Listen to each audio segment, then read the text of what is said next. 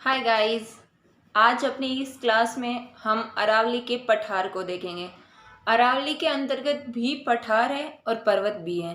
पठार का एग्जाम्पल उड़िया का पठार, आबू का पठार।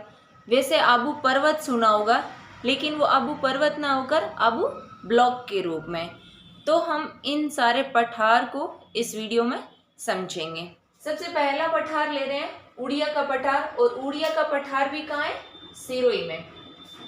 हमने सबसे ऊंची चोटी देखी है गुरु शिखर, और वो कहाँ है? सिरोही में। गुरु सबसे ऊपर रखे थे, तो यहाँ भी उड़ना सबसे ऊपर है। जब कोई चीज उड़ के ऊपर चली जाती है तो इसका मतलब वो सबसे हाइट में हो गई है। तो यहाँ भी जो भी चीज उड़ रही है, मीन्स उड़िया का पठार उड़ रहा है, तो ये सबसे ऊंचा पठार है। चोटी सिरोही में है तो पठार भी सिरोही में। तो यहाँ कोई कंफ्यूजन वाली बात होगी नहीं, बस इनकी हाइट याद रखना। 1360 मीटर और गुरु शिखर की हाइट थी 1722 मीटर, और यहाँ है 1360 मीटर। और फिर ये सबसे ऊंचा पठार हो गया। नेक्स्ट है आबू ब्लॉक।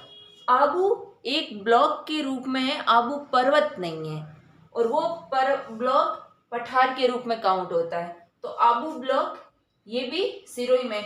आबू तो सिरोही में ही है, तो यहाँ भी कोई ऐसी बड़ी बात है नहीं, और इसकी हाइट है 1200 मीटर। ये बैथोलित संरचना का उदाहरण है। बैथोलित संरचना क्या है? ज्वालामुखी का नाम शायद सुना होगा आपने, लेकिन अगर ज्वालामुखी का नाम नहीं सुना है तो ज्वालामुखी का अर्थ ये हुआ कि पृथ्वी के अंतर्गत जो भी मेग्मा है, पृथ्वी के अंदर जो तरल या ठोस पदार्थ है, वो एकदम बहुत ज़्यादा गर्म है, और वो गर्म होके बाहर निकलता है। क्योंकि जब भी कोई चीज़ बहुत ज़्यादा ताप और दाब ग्रहण कर लेती है तो फिर वो फटेगी। जैसे कि अपने नॉर्मल लाइफ में देखा है, दाल वाला गैस का कुकर। उस कुकर में क्या होता है, गैस बहुत ज़्यादा बढ़ जाती है तो वो फटता है एक तरफ, और फिर हम कहते हैं गैस की सीटी बच रही है। तो वो उसमें गैस बहुत ज़्यादा हुई तभी वो बाहर निकल रही है। यहाँ भी पृथ्वी के अंदर सेम एक्टिविटी हो रही है। जब पृथ्वी के अंदर, जैसे मान लो ये पृथ्वी है, तो पृथ्वी के अंदर एक्टिविटी हो रही है, हमें नहीं दिख रही है, लेकिन उस एक्टिविटी में क्या होता है, जो पानी है मीन्स उसके साथ में मेग्मा, वो पानी मीन्स एकदम पानी नहीं है, वो लिक्विड रूप में है, ठोस ही है चीज़। तो वो बहुत ज़्यादा ताप और दाब ग्रहण कर लेती है, तो फिर वो फटती है। तो एकदम उस फटने के लिए क्या होता है, जमीन के ऊपर कोई जगह चाहिए, ऐसा छेद बनाती है, तो वो छेद बना के बाहर निकल जाती है। तो कुछ आकृति तो नीचे बनाती है और कुछ आकृति ऊपर आने के बाद बनाती है। क्योंकि एकदम तो वो निकलेगी तो एकदम सीधी सीधी तो ऊपर आने से रही, तो कुछ ना कुछ तो वो संरचना बनाएगी। इस पूरी एक्टिविटी को ज्वालामुखी कहते हैं, कि ये ज्वालामुखी फट रही है, इसका मतलब वो मेग्मा बाहर आ रहा है, तो उसे ज्वालामुखी कहते हैं। उस ज्वालामुखी की अंदर के साइड में एक एक्टिविटी बनती है गुंबद जैसी आकृति की, उसे बैथोलिट कहते हैं। ये ऐसा कुछ स्ट्रक्चर बनाएगी अंदर की तरफ, तो वो बैथोलिट के रूप में जानते हैं उसे। तो उस बैथोलिट संरचना का उदाहरण आबू ब्लॉक है। इसका मतलब ये हुआ कि अगर बैथोलिट संरचना ना लिखी हो तो हम ये भी तो कह सकते हैं कि आबू ब्लॉक का निर्माण ज्वालामुखी की प्रक्रिया से हुआ है। ये भी एक राइट स्टेटमेंट होगा। तो हमें ये भी ध्यान रखना है कि आबू ब्लॉक का निर्माण ज्वालामुखी का उदाहरण है। उड़िया का पठार और आबू ब्लॉक कंप्लीट हो गया। थर्ड हम देखते हैं बोराट का पठार। बोराट का पठार 1225 मीटर हाइट में है और दूसरा ऊंचा पठार है। सबसे ऊंचा पठार हो गया उड़िया का पठार, और ये कुंभलगढ़ और गोगुंदा के बीच में है। यहाँ ऐसे नहीं बनाना है इसको। क्यों नहीं बनाना है? क्योंकि ये तो पहाड़ी या पर्वत को दिखाता है। जब ऊपर से कोई हाइट में तो हो, 600 मीटर के आसपास हाइट में तो हो, लेकिन ऊपर क्या समतल हो जाता है, तो उसे ही पठार कहते हैं हम लोग। तो ये पठार ऐसे बन रखा है कुछ ऐसे, तो इसलिए एकदम पठार ये वाला गलत हो जाएगा। ये अपना पठार का राइट है। कुंभलगढ़ और गोगुंदा के बीच में बोराट का पठार है। कुंभलगढ़ का भाग कहाँ आ रहा है? उत्तर की ओर है कुंभलगढ़, इसका मतलब राजसमंद उत्तर है, तो राजसमंद की में कुंभलगढ़ और गोगुंदा उदयपुर में। तो ये भी राइट स्टेटमेंट है कि राजसमंद और उदयपुर के बीच में बोराट का पठार स्थित है। बिल्कुल डन है। और कुंभलगढ़ और गोगुंदा के बीच में है, डन है। कुंभलगढ़ और उदयपुर के बीच में डन। राजसमंद और गोगुंदा के बीच में डन।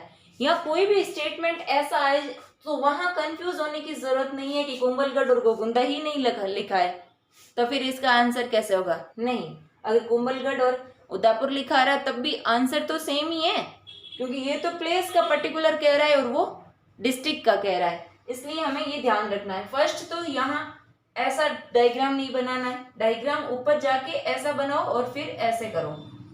ये वाला पठार है और ये वाली पहाड़ी है, ठीक है। नेक्स्ट है भोमट का पठार। वैसे भोराट और भोमट हम पहले पढ़ चुके हैं, लेकिन ये अरावली का भाग है तो इसलिए एक बार इसको देख लेते हैं। भोमट का पठार उदयपुर और डूंगरपुर के बीच में है भोमट का पठार, और यहाँ भील जनजाति अधिक है।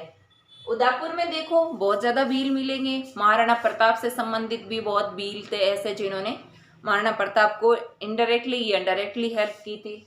और यहाँ डूंगरपुर में भी, तो ये भील जनजाति बाहुल्य एरिया है भोमट का पठार। और इन दोनों को अलग से कैसे याद रखना है ये भी पहले हम देख चुके हैं।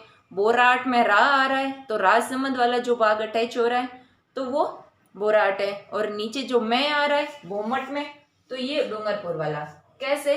तो ऊपर हो गया ये राजसमंद, फिर यहाँ आ जाएगा बोराट, फिर यहाँ वापस नीचे आ जाएगा उदयपुर, और यहाँ आएगा भोमट, और नीचे आएगा वापस डूंगरपुर।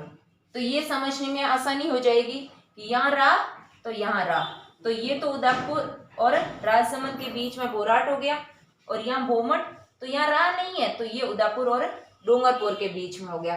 तो इसी सीरीज को ऐसे याद रखना है। नेक्स्ट है लसाड़िया का पठार, और लसाड़िया का पठार ये अपने जयसमंद झील है, और इस जयसमंद झील के पूर्व में। अब जयसमंद झील कहाँ है ये तो आपको पता होना चाहिए, लेकिन नहीं भी पता है तब भी मैं बता देती हूँ। जयसमंद झील उदयपुर में है, तो उदयपुर का मतलब ये हुआ कि लसाड़िया का पठार कहाँ है? उदयपुर में।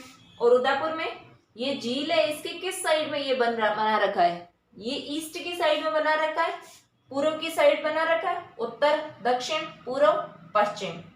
तो ये लसाड़िया का पठार जयसमंद झील के पूर्व में है, और ये क्या है? उबड़ खाबड़ है। तो ये में कुछ स्टेटमेंट्स पता होना चाहिए। लसाड़िया का पठार जयसमंद झील के पूर्व में है, उबड़ खाबड़ है और उदयपुर में स्थित है, और अरावली में स्थित पठार है।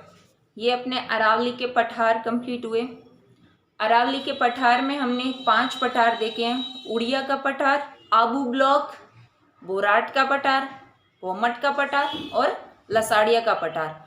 और मोस्ट इम्पॉर्टेंट है ये सारे पठार, क्योंकि इन सारों से कहीं न कहीं एग्जाम्स में क्वेश्चन आया हुआ है। लसाड़िया का पठार तो बहुत बार पूछा हुआ है, बोराट का पठार भी पूछते हैं, भोमट का पठार भी पूछते हैं, उड़िया का पठार जो सबसे ऊंचा पठार है 1360 मीटर का, ये भी पूछा जाता है कि ये कहाँ स्थित है, तो ये सिरोही में है। तो इन सारे पठारों को अच्छे से नोट्स में तैयार कर लेना है। मिलेंगे नेक्स्ट वीडियो में। Thank you.